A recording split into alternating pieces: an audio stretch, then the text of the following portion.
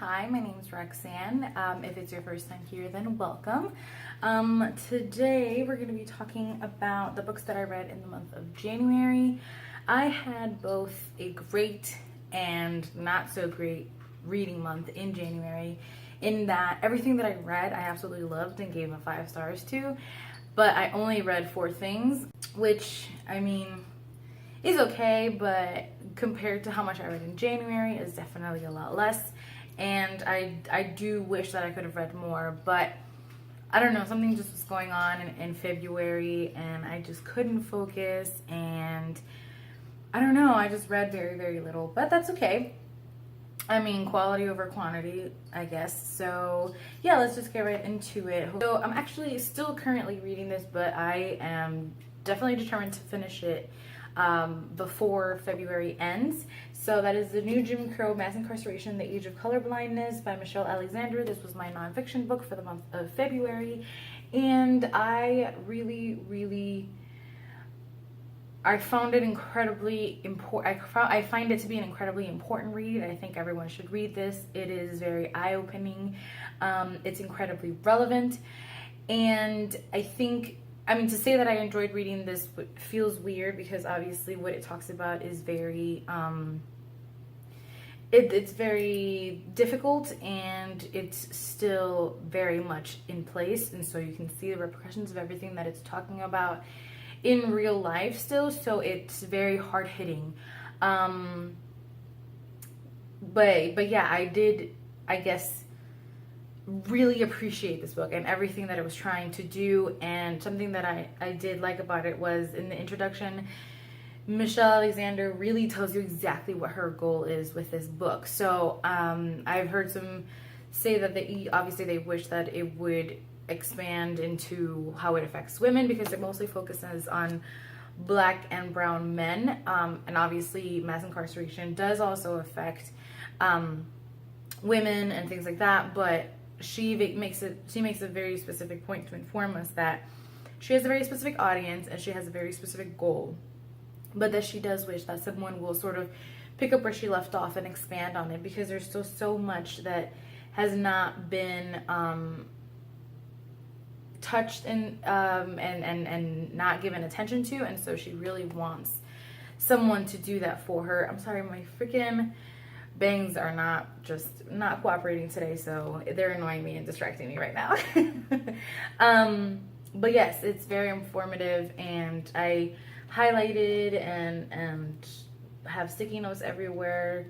So this might be a book that I will revisit a lot, I feel.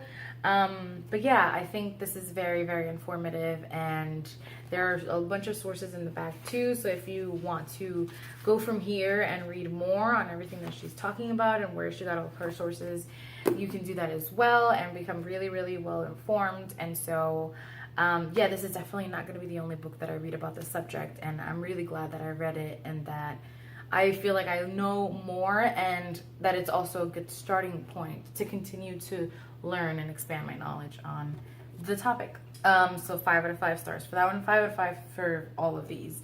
Actually, the first book that I read in the month of February was Pride and Prejudice. It is, it's Valentine's Day, and this is my favorite love story, so I reread it once every year.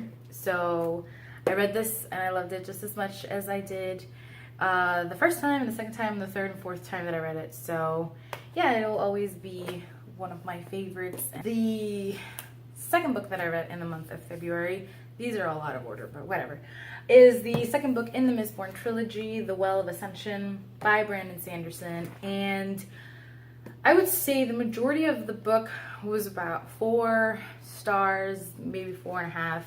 But then the last 200 pages, oh my god, those last 200 pages. And obviously we know that Brandon Sanderson is known for his endings, and this was by no means an exception.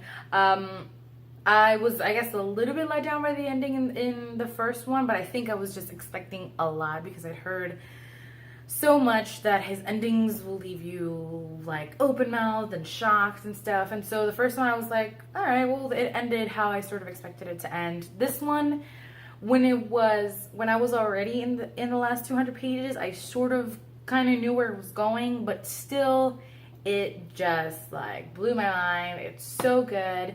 If you want to get into adult fantasy, this is a great series. And yeah, I mean, despite how chunky it is, they're pretty, they're books that you can get through pretty quickly. I just was having a weird month and it took me forever to read it, but these are definitely books that you can get through relatively quickly despite their size. And again, the world that he creates is vast and it's awesome, and I loved to see the new different facets of the relationships. Sometimes the main love interest, I'm just like, meh, I kind of do want a little bit more from it. I don't really, it's very just like okay, I guess, but maybe he does that on purpose. Maybe he wants you to focus on the action and focus on the characters themselves, which is totally fine by me, because at the end of the day, I'm in this for the action and the plot and the world and the magic system and everything. So yeah, I mean, it was really, really good, and I cannot wait to see how the last one in the trilogy is. I'm super excited. I probably won't get to it next month, but probably in maybe April or May I'll get to it, and I can't wait. 5 out of 5 stars for this one. Maybe 4.5 to 4.5-ish, but I think I gave it 5 stars in Goodreads, just again because of those last 200 pages. They just got me. Then probably my favorite book in the month of February was Homegoing by Yaa Gyasi.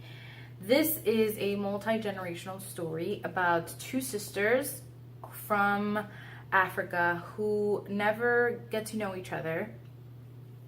One marries a slave trader and one becomes a slave, and each chapter is another generation. It's just, I found it to be really beautiful and moving and well researched and well developed. The point that she's trying to make about how family affects our lives and where we come from, and how we should always have those ties to our past and to where we come from, and know where we got to be, or how we got to be where we are. And I actually got through it a whole lot quicker than I thought I would, but because it really does completely capture you, and you just want to know how the next generation fares off. I just really, really enjoyed it. To me, it definitely lived up to the hype that it has. A lot of people have done reviews on it and have talked about how much they love this, and I definitely agree. I think it's a great read. I think it's a relatively quick read, and its own voice is lit. So if you want to give this a try, definitely go ahead. I read this and the new Jim Crow as part of like my Black History Month reads, and in one of the chapters, a lot of what I had learned in the new Jim Crow is present, and it's really awesome to see it sort of manifest in literature as well. So yeah, I really, really enjoyed this one. I gave it a 5 out of 5 stars. I think it's beautiful. I think it's moving, and I think you should definitely give it a shot if you haven't yet. So those are the 4 books that I read in the month of February. I enjoyed every single one of them a lot. Let me know if you've read any of them. Let me know if you would like to read any of them. Yeah, I love to talk to you guys down in the comments, and I will also put all my social media and stuff down in the description bar below if you'd like to connect with me there as well. Like always, thank you so much for watching. I appreciate and love you guys so very much. Mwah.